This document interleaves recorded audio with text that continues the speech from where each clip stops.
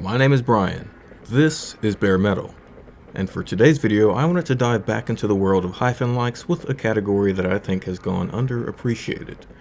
In my video on the indie game Raw Metal, I talked a little bit about how devs will often take a cookie cutter approach and base their game's identity on a pre-existing title. Roguelikes, Souls-likes, Metroidvania, so on, so forth, you get the drill. And I'm not entirely against games like that, but they do get old pretty quickly, especially when they seem to just recreate rather than reinvent.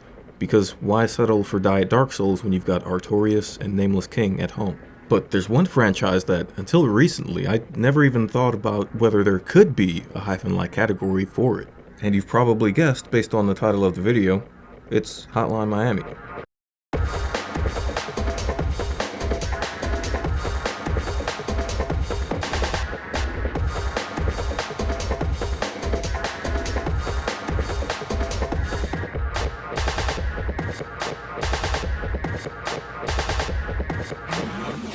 But of course, why wouldn't there be? It's Devolver's golden child.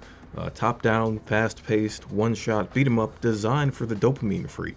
With as big as this little game and its sequel have gotten over the past decade, there's no way that other indie devs haven't felt the funk.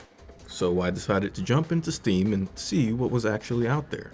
Before you timestamp hawks rush to the comment section, no, Angerfoot is not on this list, and yes, I know it exists. I played 10 minutes of it and immediately requested a refund. That game is nothing but wet butthole sounds and Mr. Popo style blackface. I did not dig it. Also, the music got pretty annoying very quickly. That is my in-depth review of Angerfoot. Process it how you will. Even so, I don't think you'll be disappointed with what is on this list. There's something here for everyone. Whether you loved Hotline Miami for its brutal top-down difficulty, bumping synthy soundtracks, or the colorful faux 80s vaporwave look, rest assured that another dev out there has put together a project that's similar enough for you to want to check out too. I've rounded up the ones that I found, some of them from Devolver, some of them from other small publishers, to help you figure out just what captivated you about Dennaton's bloody masterpiece. We're starting off with the best one. That's right, the rest of this list is downhill from here. I'm just kidding, actually. All of these games are great in different ways, but I do think this one is my favorite, and I want to give it the spotlight. Ape Out came out in 2019, and it's fairly well known at this point. It's developed by the same trio making the upcoming game Baby Steps, Gabe Cazillo, Maxi Bach, and Bennett Foddy. And look, I have absolutely no interest in playing whatever that game is going to be. I do think, however, they made a masterpiece with Ape Out. Let me just start by asking you a simple question. Do you like jazz? No?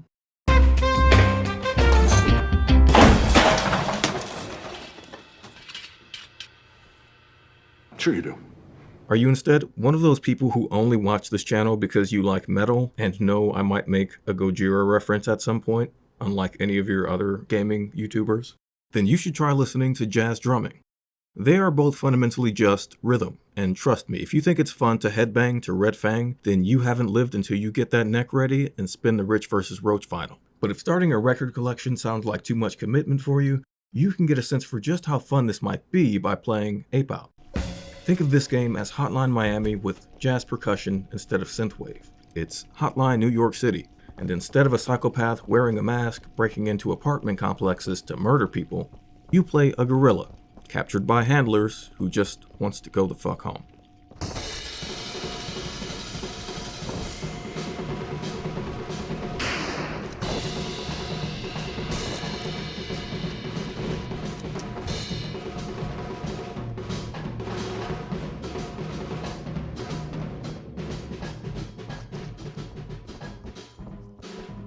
And your attempts to do so lead to these goddamn humans taking increasingly stupid and excessive measures to keep you from doing so, including being kept at the top of a skyscraper, loaded onto a cargo container aboard a ship, and stuffed into a military base that's suddenly under attack.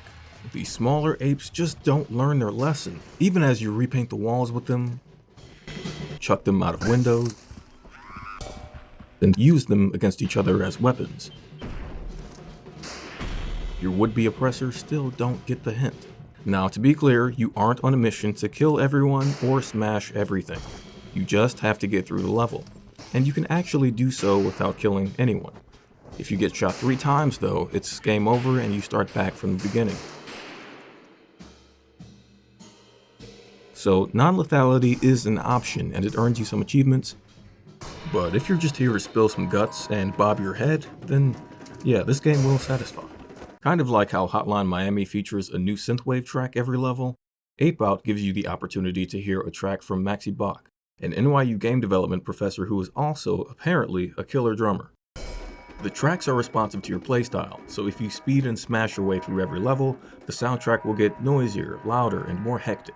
On top of that, every kill sprinkles in a cymbal crash, and each level introduces a new style of percussion. For instance, whereas the music will rely on a more traditional drum set in the urban levels, the game will introduce this rattling, reverby industrial instrumentation as soon as you get to the chapter set on a ship. You can tell, a lot of thought went into the sound design for each chunk of the game, and while there are only 4 of them, they're very dense and carefully crafted. Every chapter is presented to you as an album. Every album has 2 sides, and every side has 4 levels. Each one is procedurally generated, so if you die in one run, your next one will not be the same.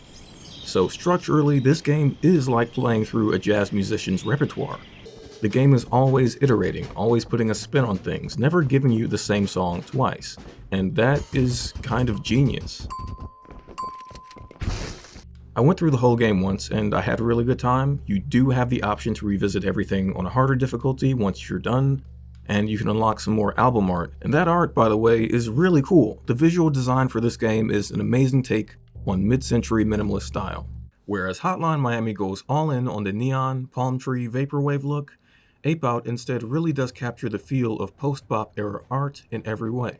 Everything has this minimalistic Saul Bass look. A whole world made from construction paper cutouts, with each section boasting a different color scheme and visual layout.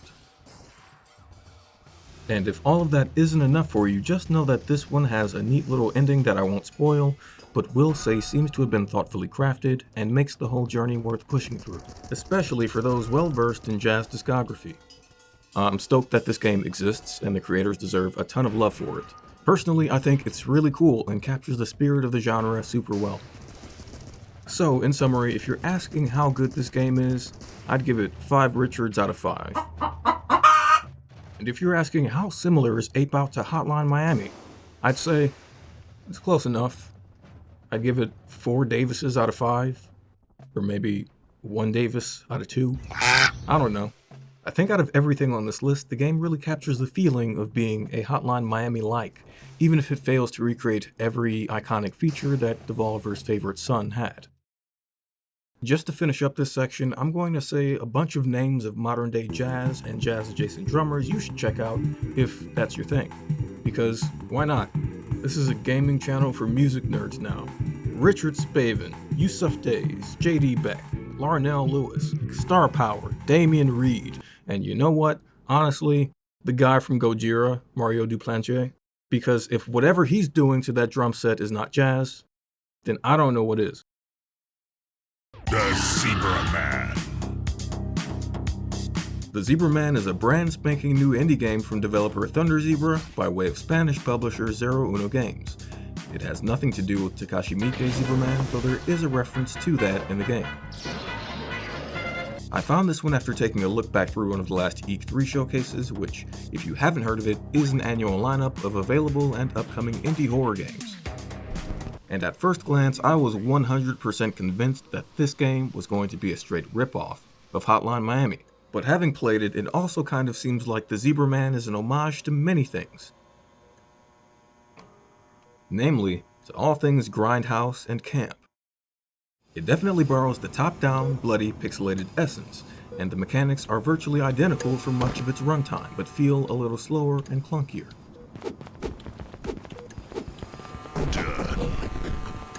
Then it does a fake out and sprinkles in some things that make it a whole lot different.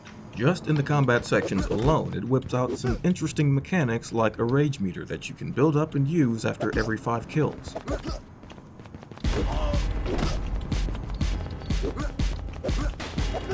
And a handful of survival horror style mechanics like light switches, enemy awareness, and the occasional puzzle, though the devs don't seem to maximize these to their full potential. Since we're comparing, the enemies do have a bit more variety than what I remember from Hotline Miami. Some will kind of back away from you nervously, or go for a gun on the far side of the room. Lighting makes a difference, and in dark areas, enemies will have an advantage over you, especially if they're holding flashlights or have already spotted you.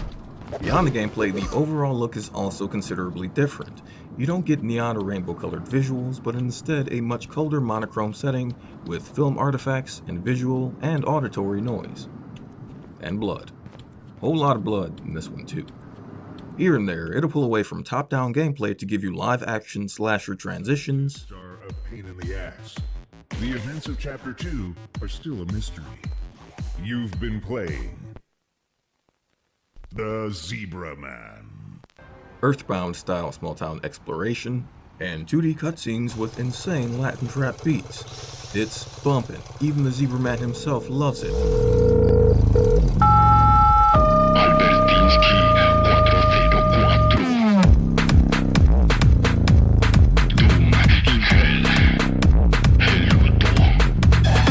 All of this weaves together a story that involves cyborgs, time travel paradoxes, spaceships, secret facilities, and a whole lot more that I won't get into. And while I won't spoil the ending for you, I will say, don't get your hopes up, it's not that good. There is a secret ending that you can unlock somehow, but I will not be doing that. This is not a cohesive experience, and nothing about this game has made me want to revisit it. It doesn't even really feel like a full game. But for a one-time experience, I think it all still works. It's a really good time. Weirdly enough, I think there are times when this game really does manage to bear the Hotline Miami torch well, at least in the sense of wanting to tap into a very specific edge and camp that can really only be done with a game like this. One that from the get-go never takes itself too seriously. It knows what it wants to be, which is just 2 hours of goof. Just know it's not a great gameplay experience overall. You don't even really get that much of the Hotline Miami style gameplay, even if what you do get is similar. When it comes down to it, the Zebra Man feels like a hodgepodge of ideas that some dev wanted to test their skill at, strung together by a half-baked, poorly translated plot. And that kind of sucks, but it doesn't diminish the good stuff that's here. In short, is this game worth $15? Absolutely not. Do not pay full price for this. It took me an hour and 20 minutes to get through, and I felt robbed by the end of it. But, is it worth playing? Yes. And luckily for you, there's a free demo available on Steam, so that you can figure out just how much this strange game is worth, and then you can buy it on sale when it's time. How good is this game? 2 Richards out of 5. Honestly, I wish there were more of the top-down gameplay. You get 3, maybe 4 sections with it, and those are all pretty short. Now, how similar is this game to Hotline Miami? I would say half a Davis out of 2. Now, you might be asking, why half a Davis? And that's because rating systems are always arbitrary bullshit, and I'm not going to make a habit of using them on this channel. We like to subvert expectations here.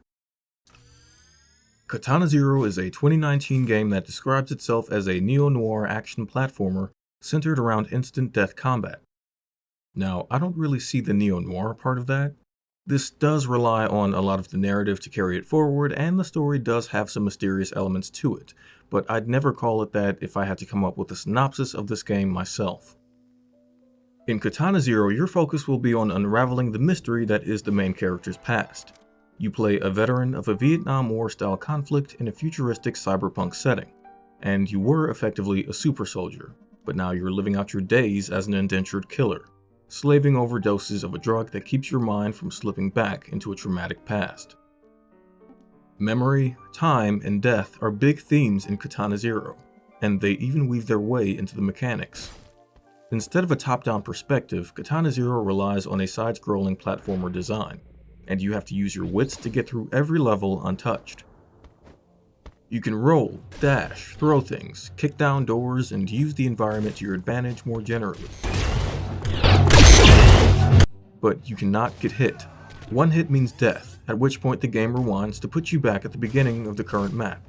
For me, the instant death combat is what makes this game reminiscent of Hotline Miami. And in a technical sense, that's really the only similarity. But it's amazing how much that one little detail of having to perfect every movement to get through a room can make up so much of a game's identity. I had a fun time with this one. I don't think it was too challenging, and it didn't overstay its welcome at all. Honestly, there are a few things I wish it would have taken the time to explore more, like alternate playable characters, but I think it was a really satisfying experience overall. So many different parts of this game call out for attention that it's difficult to give everything the props that they deserve. Visually, this game is stunning, and it's nothing like Hotline Miami. While this is a pixelated world, I wouldn't call it minimalistic. Instead, an enormous level of detail seems to have gone into the world itself and the sprites within it. Katana ZERO's intricate visual detailing goes hand in hand with the unique storytelling ability of its devs. The longer you're exposed to these characters, the more you'll notice, and the more you'll appreciate about them. Every person you encounter, including the main character himself, are all so memorable, everything from the way they look to the words and idiosyncrasies that make up their personalities, and even small interactions seem well written and thoughtfully put together. This is probably the most narratively driven game on the list, and I think it should be appreciated for its surprising depth. I would say go into it with the assumption that the story is the focus, and you won't be disappointed. And to be clear, I don't think you will either way, but I think it's a safe assumption to have, and I don't want to mislead anybody about what this game is. My one critique of Katana ZERO is that there's a whole lot of dialogue choices you get to make in this one that really amount to nothing. There are no branching paths and only one alternate ending as far as I'm aware, so most of the time you're really just living with the illusion of choice. And maybe that's the point and it just went over my head, but looking back I feel like I would have enjoyed the story more if they just cut choice out of the equation entirely and gave the main character his own canon dialogue. And I rarely ever feel that way about games. The devs clearly have the chops to put together a rich and thought-provoking story, so I really just wanted them to go all in on the writing and not just throw their hands up in the air and leave every little decision up to the player, and then ultimately say those decisions don't matter. Please, just go all in on the writing at that point. Take control. The cake is half baked by then. And again, that's my only complaint about this game. Everything else is great. Katana ZERO has fantastic music. There are a couple of outstanding bangers that I had to look up after my sessions with this game.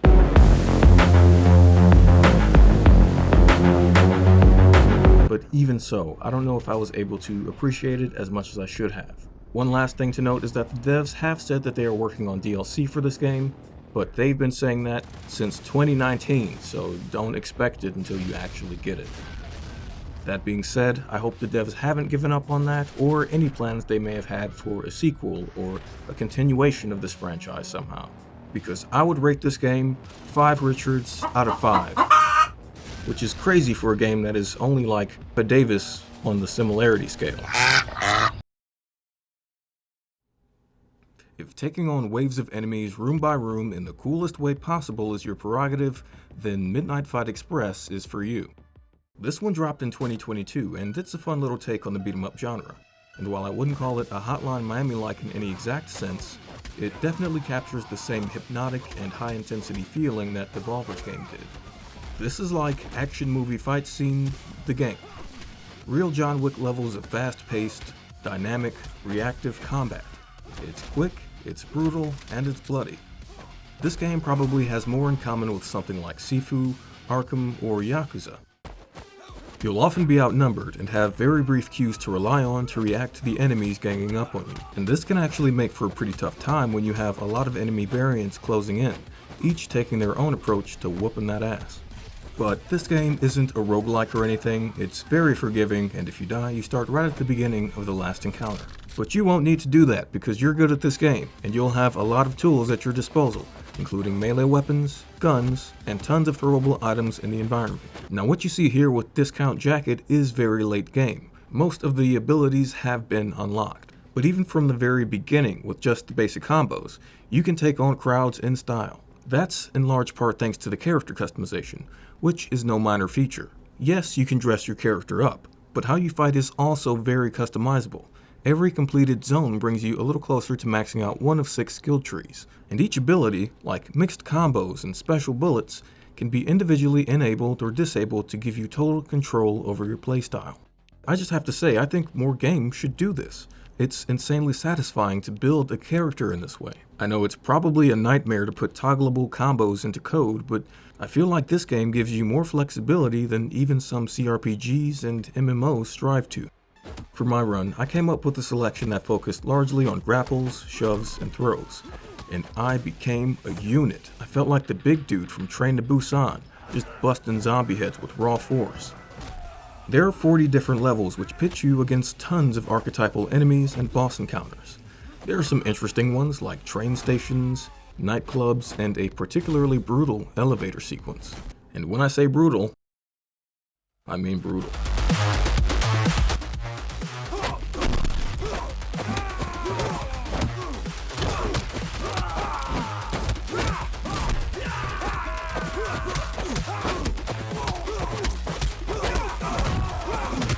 Betrayal.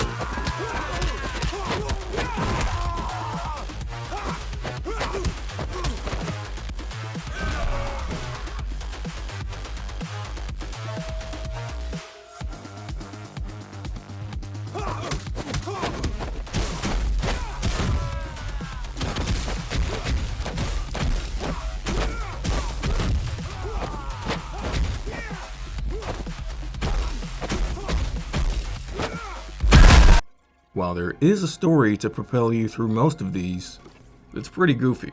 There are zombies, robots, and toxic rat mutants standing between you and a mad scientist who's also the head of a local mafia, so suspend all disbelief is what I'm trying to say. Finally, just want to mention that the music is great and consists of suspenseful, pulsing beats by an artist named Noise Cream, which, what a name. Noise Cream. I'm sorry, I don't mean to make fun of it, but when you have to say it out loud for a script, it's a little hard to put those syllables together with a straight face. It's great music, 100%, I'm not being facetious. Go listen to it. In fact, the OST is almost exclusively what earns it a place on this list for me, as it helps you get into the zone as you're playing and creates a very fun and exciting mood. It is the sound of adrenaline. Alright, the bottom line. How good is this game? 5 Richards out of 5. It's addictive, it's engaging, the music is just masterful, and I myself am planning to go play this in my downtime whenever I have a chance, so yeah, I personally do recommend it. Now, how similar to Hotline Miami is it? That's a different question. These are not very similar. The soundtrack and the fast pace are the only similarities, and they do a lot of carrying to make them feel close. But they aren't really. These are 2 different genres of video game, and it's all mostly vibes. I give it 0 Teds out of 2 Davises. This is a last-minute addition to the list. I was too excited to keep this off after I found it. I'm already behind schedule with my editing, and I just want to talk about this thing. So if the video doesn't go up on March 10th, 2025, blame SONOKUNI. SONOKUNI is a top-down indie action game by Dan Yasukuru, a super niche Japanese hip-hop group whose start was derailed by the COVID-19 pandemic. And while I've only listened to a handful of their songs and what's in the game, I gotta say, I am ready to call myself a fan of this group and their game. In SONOKUNI, you follow the story of a glass cannon sword girl fighting against hordes of biopunk yokai-inspired monsters. If you wanted Hotline Miami with Japanese folklore and mythology, well, now you have it. And I'm not exaggerating or jumping to conclusions. Hotline Miami is listed as a direct inspiration of SONOKUNI. All of your enemies die in one hit, and you die in one hit. And the only thing you have to get you through the journey of banishing them all back to whatever sick flesh realm they came from is this game's insane soundtrack. The music is heavy, it's crunchy, it's nasty. There are more beat switch-ups than a bootleg YouTube PS1 jungle mix. It's almost the kind of music I wish I could produce for this channel. To help you guys understand what this is really all about, I'm going to shut up for a bit and show you a quick run of the first level of the game's demo, which is available on Steam.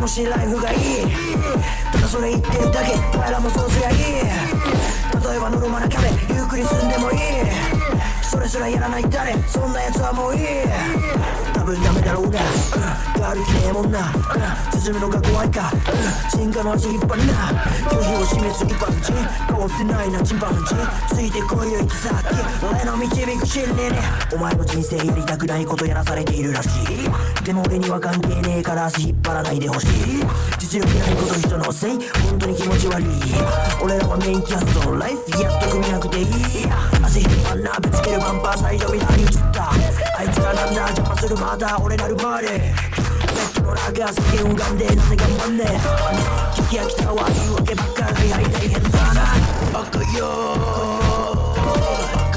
赤よ赤よ赤よ赤よ赤よ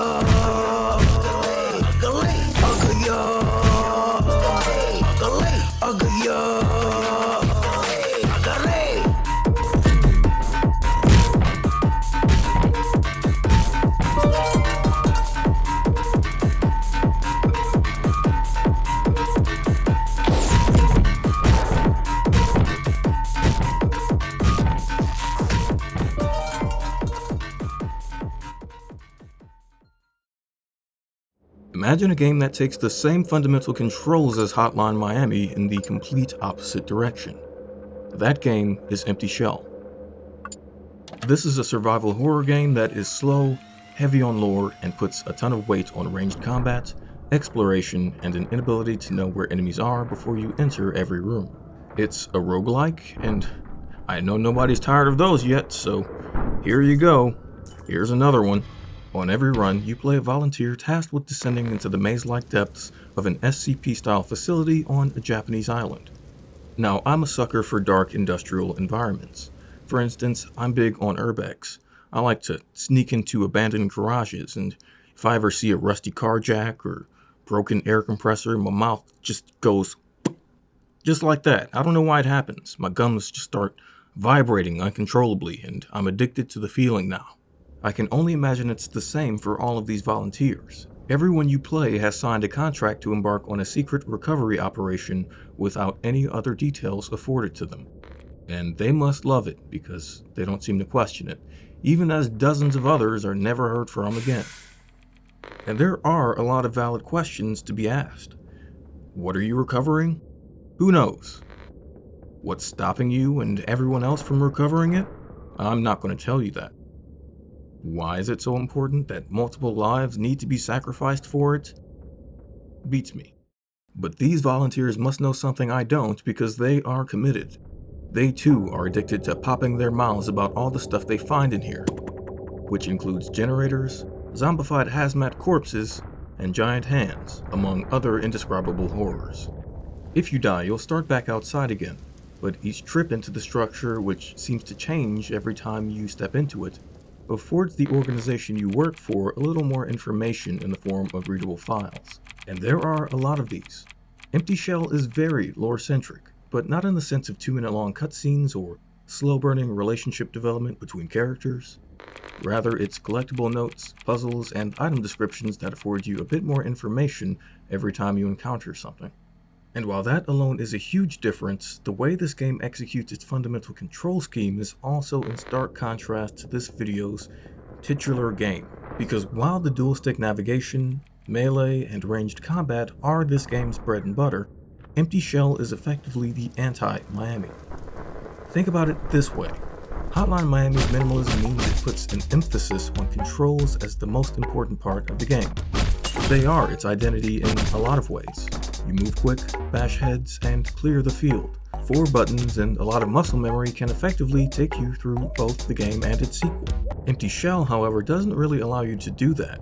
It tells you to take it slow, keep your distance, and be smart about the fights you pick instead of just fighting everything over and over again until you get it. That means there's a ton of inherent complexity to this game that you really can't get through the traditional head-meets-wall approach to difficulty that Hotline Miami thrives on. There are layers of life and lore and intrigue to Empty Shell and you learn how to master the game just as slowly as you do the meaning behind all of these expeditions. I'm going to stop here. I can't give a definitive in-depth review of this one at the moment. It requires a lot of time, and I feel like I've barely scratched the surface with the lore and all of the horrific creatures guarding it. But what I can say so far is that if you're looking for a new experience in a familiar format, and if you have the patience for a game willing to reward you for that, then check out Empty Shell. I give it 3 Richards out of 5, and 1 Davis out of 2. Since we're on the topic of ranged takes on the twin-stick hyper-survival game, I have to mention this one. If the gunplay in Hotline Miami was your favorite part, then the Hong Kong Massacre is for you. I won't spend too long on this one because, goddamn, does this game feel brutal. You play a crazy man, out for revenge, out to murder a bunch of other criminals who are up to no good, and you become the monster that you seek to purge from this world. It's messed up. You can pick from 1 of 4 different weapon types, and you can upgrade these as you complete challenges and earn points. You also have a kind of bullet time ability which allows you to slow the game down on command. Even with that advantage, the game is pretty tough. Enemies seem really hyper aware of your existence, and are eager to fire back as soon as they know you're there. But once you get the hang of it, oh boy, this game lives up to its name. It is a massacre. Like, if you play this game without music, you will feel wrong and dirty inside. Even with music, it's a pretty gnarly experience. The bright coloration and pixelated stylings of Hotline Miami and Wrong Number really do disguise how messed up the whole ordeal is, and it's easy to overlook that until you play a game like this, which is the same thing basically, except slightly more photorealistic, and then you don't really get the mental buffer. You gotta let it marinate in your soul and just feel bad. Now, don't misunderstand me, this game does look nice. The particle effects are beautiful and the level designs are interesting, and it has great music too, bouncing between hip-hop and trap beats, industrial, some more synthy electronic music, as well as some traditional Eastern instrumentation. And on top of all of that, it's also really fun. It's challenging in an intriguing way. Like, I died 80 times trying to get through one level just without slow motion, and I learned that I'm bad at video games, but what can you do? So yes, this is a really fun game. It's great. Visually, mechanically, it's top-notch, but if this is your favorite on the list, please get some help. For the love of humanity, you're not okay, I promise. Let's call this one 4 Richards out of 5 and a Davis and a half out of 2. For a slightly less disturbingly realistic take on your violent video games, here's OTXO. OTXO is a game by Nate Haddock, aka Lateralis, aka Lateralis Heavy Industries. When I was doing research for this video, this one came up more than once as the most Hotline Miami-like game available right now, outside of the more official stuff that Devolver publishes. And having played way too much stuff like this lately, I have to agree. Here's what OTXO is in a nutshell. You play a guy kidnapped from a bus, who then washes up on the shore of some vaguely European country with a kind of cursed mask superglued to your face. A kind gentleman, who was trapped here for eternity, says, "Hey, you are probably also trapped here for eternity, but unlike him, you have a chance to get out of there, because of the mask. But you'll have to shoot your way through a manor full of other violent masked maniacs and disturbing monsters that I guess they're there to protect." Now notice that I said shoot your way through. This game is primarily ranged weapon focused, and you get more than a healthy selection of firearms to pick from as you take down enemies and loot them. Throwables are in surplus too, and grenades and kunai are among the many tools at your disposal and that you can use to escape from this weird purgatory. Melee, of course, is on the table. You do have the option to kick, though doing so can be a risky maneuver if there are multiple enemies around. And once again, you are some kind of time god, so you can feel free to slow the world down around you to dodge bullets and plan ahead. So there's a lot you can do to make this game fun, but the world itself has a lot to offer too. For instance, there are crazy boss fights, and a lot of interesting world building. There's this guy, I don't know what's going on with him, and while blickies and explosives and steel-toed boots and weird entities are all fine and dandy, there's one thing in this game that really gives you an edge over your opponents. Alcohol. That's right, in OTXO you can actually drink your way to success, just like your dad did. Drinking in this game gives you tons of power-ups that completely change the game by giving you special perks, abilities, and passives. These in the form of cocktails offered to you by this fine gentleman at the bar, as well as his lady compatriot over on the far side of the room. You'll have a random selection of 3 drinks to choose from every time you speak to them, and the first one of every run is always on the house. I love this little feature, not only because it plays into the shaken, not stirred, dude bro fantasy gimmick of drinking top shelf liquor and shooting indiscriminately and with some kind of insane moral superiority complex, but because you can tell a lot of thought went into this mechanic. Some of these completely change the nature of the game. For instance, there's one power-up which gives you an attack dog as a companion, another gives you heat-seeking bullets, and one just makes bodies explode. This feature is amazing, and even the names of every drink seem to be clever or at least thoughtfully chosen. So you drink these drinks, kill some bad guys, collect some guns, and clear every level as you engage in what is effectively a dungeon crawl from boss fight to boss fight. Now, no game is a perfect game, the bullet time feels pretty damn useless, the weapon type you carry doesn't really make a huge difference, at least without a whole lot of power-ups, and the writing and art style aren't bad, but they just seem a little incongruent with the music and the gameplay. To be honest, I started getting flashbacks to Felvedek when I played this game, and while it's easy to overlook most of that, there's one thing, which I'm sure you've noticed by now, that's a little fucky-wucky about OTXO here. And, you know, we just gotta rip the band-aid off about it. I'm sure many of you are wondering, is that a fucking swastika up there, and is this game Nazi bullshit? And that's a totally reasonable thing to ask in this day and age. I think every decent person has a little less tolerance for Nazi bullshit right now. But it's not a swastika, and this game is not Nazi bullshit. Trust me, I was pissed off that this design was in the game because OTXO is so fucking good, and so similar to Hotline Miami that I knew I'd have to address it either way, or risk getting a bunch of "Where OTXO" comments from the Neanderthals down there. Me want OTXO. Why you no play OTXO? In actuality, this game takes most of its aesthetic inspiration from Basque culture, including this symbol which is known as a labaru. And just to assuage any lingering doubts you may have, I did my due diligence, and the developer, Nate Haddock, is just a cool dude who really likes Hotline Miami. And he too seems to hate Nazis, so good for him. Please go support this indie dev if you hate Nazis too. I'm sure even talking about this will bring some cockroaches out of the woodwork down in the comments section, so all you metalheads remember your training and get those stompers ready. This is your community, not mine. Do your part to keep it clean. Questionable aesthetic choices aside, this game is a masterpiece and an absolute thrill to play. And if you want something that is 100% confirmed to be inspired by Hotline Miami, and which uses that inspiration well, then this game is all yours. 5 Richards out of 5, 2 Davises out of 2. Ah, the Eternal Castle. Now this one is perhaps the stretchiest of stretches on this list.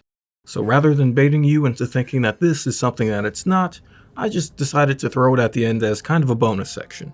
Want to say shout out to Hiro Neko for this recommendation. I see you down there, you're always coming in with the great recs. The rest of you are failing me. Step your game up. I feel like a football coach watching a star player carry the rest of the team. Drop and give me 30 recs, all of you. The Eternal Castle is a remaster of a 1987 game that doesn't exist. And to be frank, the impossible content or lost media trope is going on like 10 years of mainstream popularity at this point, so I wasn't expecting much in terms of creativity from this project. But don't let the context fool you like it did me. This is a good game. I'd say it's an amazing game. Development was spearheaded by Leonard Minciari, and if that name sounds familiar, you may have spotted it in the credits of Trek to Yomi as a creative director. Rather than taking place in the past, this game is set in a futuristic wasteland, following a colonist ship crashing back to Earth. The story progresses from there as you collect bits of technology known as gliders to get your ship back into an operable state. The game itself is just your standard platformer adventure. I'd say this is kind of a Metroidvania, but it's much more linear than a lot of its contemporaries, and it doesn't suffer from the lack of directionality and overemphasis on gatekeeping and puzzles that makes me hate that subgenre. Even so, it doesn't feel overly linear. You get a lot of opportunity for exploration between boss fights, story secrets, and a ton of freedom in weapon choice and approach throughout this game, assuming you play it smart. The Eternal Castle has layers. There are mechanics it won't immediately tell you about, a handful of unlockable storylines, and from what I can tell, a secret ending if you can manage to get through the game twice in a row without dying the second time around. I'm not that good at it yet, so whatever that is remains a secret to me. Everything about this game, from the loose and heavy controls to the minimalist art style, really sort of captures the feeling of booting up a classic game that you don't have the manual for. You just have to get in there and figure it out. Now again, I do recognize that this is a bit of a misfit on this list, but the bare-bones style, brutal combat, retro feel, and vibrant visual storytelling really do feel in line with most of the other stuff I've mentioned so far. If you're intrigued by the notion of bright color palettes, synthwave, and simplistic graphics and storytelling, but Hotline Miami didn't quite scratch the itch, I would say that the Eternal Castle is definitely something worth checking out. But you know, honestly, I don't know that I've experienced any game like this, so your mileage may vary. I'll add just as a warning that this game can be an assault on the eye sometimes. If you're sensitive to bright colors or flashes, or even if you just have an aversion to clashing colors, yeah, maybe avoid this one. But at the end of the day, I think the intense look adds to the alienating and intriguing feel of the game.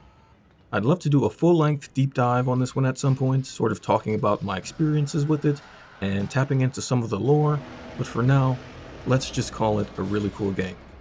5 Richards out of 5, 2 Davises divided by 0, 0, 0, 0, 0, 0, 0.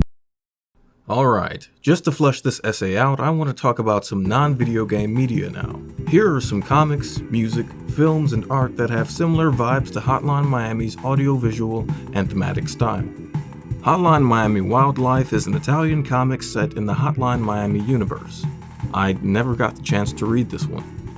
I think the publisher got bought out multiple times, so I'm not even sure if you can still get the versions I was looking at like a decade ago, but 2 separate collections of all of the comics are available to order via Sumerian.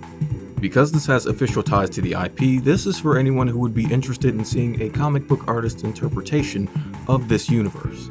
There are 8 issues that follow a handful of characters totally unique to the series and not seen in the game, and what I found of this online has a really interesting visual style, highlighting some really crisp line work with CMYK color palettes on white backgrounds. This creates a uniquely vibrant look that still manages to keep up with the neon stylings of the video game. There are some other photos and screen grabs online that sort of hint at a much broader array of color and personality than what you get from the initial 2 entries. But because I don't own this one, I'll leave a full review to you guys in case anyone has had hands on this and can attest to the look. I just wanted to bring attention to it more generally because I feel like this went under the radar back when it first released. Considering they're a bit harder to get right now, I'd be super interested in hearing other people's thoughts on this one. Here next is a film that actually predates Hotline Miami by 1 year, having been released in 2011. And full transparency, it's not a great film. During a vacation, a family is trapped and targeted by a handful of mercenaries who have been hired to eliminate one of them. What results is something between a whodunit, a slasher flick, and an action thriller. The plot isn't super inventive, the acting isn't stellar, and it's just pretty much your standard carbon copy slasher film. But even so, I saw this after I played the game and thought it was an interestingly similar piece of media, mostly because of the costume designs for the antagonists in the film, which are its centerpiece. They've got these porcelain white animal masks that get bloodier as the movie goes on, and it kind of toes the line between creepy, uncanny, and goofy. If you can rent it or get it cheap somewhere, it's good to watch with friends or fill a room with some lowbrow background noise. You'll get an hour or so of runtime, but don't expect Criterion level cinema. New Skin is a 2016 album produced by stoner rock legend and Queens of the Stone Age frontman Josh Homme. The lead vocalist of this band, CRX, is Nick Valenci of The Strokes, so if you're fans of either of those things, you'll probably like this. But I make no promises because I haven't listened to either in like 15 years. Musically, New Skin is pretty different from anything in the synthwave category, and I wouldn't call it stoner rock either, but it's a bright and glittery sound that is fun to listen to, and I can definitely see palm trees and pink skies as the background to some of these tracks. But I mean, we all know that's not why I picked this to be on this list. Just look at it. Look at the cover, and you tell me why I picked this to be on the list. It's a dude in a tiger mask and a sick jacket holding some kind of blunt weapon while he looks menacingly into the distance. Look at the hot pink background. Look at the pure edgelord energy radiating off of this thing. It's Hotline Miami vibes all over. And that's no coincidence. See, the artist who worked on this is a UK designer who goes by the name Boneface.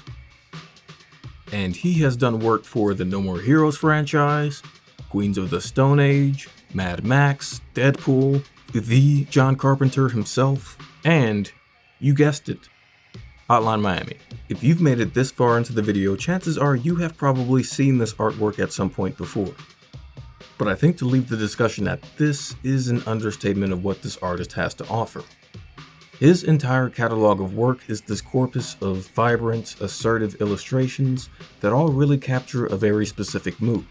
It's somewhere in the overlap between visceral and euphoric. He'll often focus on characters who are masked or have some part of their faces obscured. But even so, he's able to convey to you, the viewer, just how much personality and authority someone can have in a singular, still image. And on top of that, there's an amazing ability that Boneface has to tap into imagery around anonymity, influence, and power both as violence and as simple existence.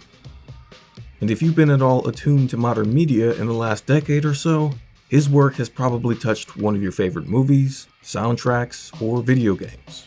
A lot of the designs you've seen here are some of the ones that have stuck in my mind as the most lasting and memorable images of things I've played or listened to.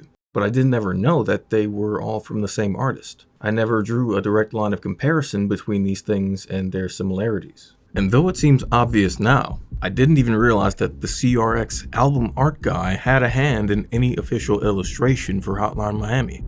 Not until I sat down and really did some research this month on why they felt so in line with each other.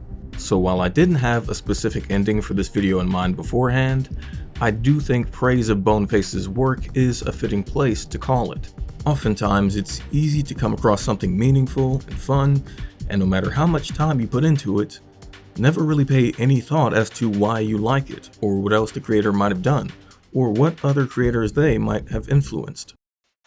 But who knows? Maybe we should more often. All I can say is, I'm glad I did.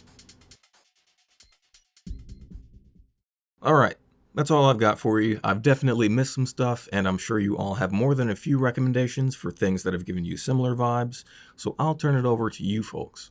What media have you found that matches up to Hotline Miami's gameplay, visual style, or soundtrack? Let me know in the comments or over on Bluesky, and I'll check it out sometime. Thanks for hanging out. I'll catch you guys in the next one.